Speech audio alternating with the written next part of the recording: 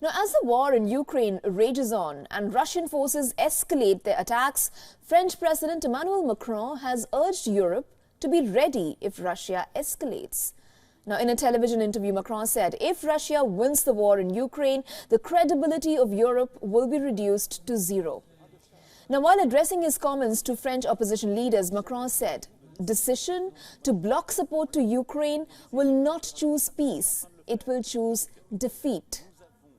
Now, earlier this week, opposition party Marine Le Pen abstained from voting about a security pact France signed with Ukraine. Meanwhile, a left-wing party voted against it. The French leader said if Europe draws red lines today, it will send a message of weakness to Kremlin, which will eventually encourage Russian forces to push on with its invasion of Ukraine. However, Macron refused to comment on what a deployment to Ukraine might look like, as he says that France will never initiate an offensive against Russia. Last month, remarks made by Macron caused controversy after he said that he could not rule out the deployment of ground troops in Ukraine in the future. Soon after his comments reached other Western leaders, they quickly distanced themselves from Macron's views. Now, this comes after Russian Defense Ministry claimed that its forces eliminated 147 out of 256 French mercenaries that arrived in Ukraine. The ministry also added that overall the Russian forces have eliminated almost 6,000 foreign mercenaries till now. Meanwhile, NATO Secretary General Jens Stoltenberg said that Ukraine is running out of ammunition, while adding that NATO members are not doing enough to help Kyiv. Listen to this.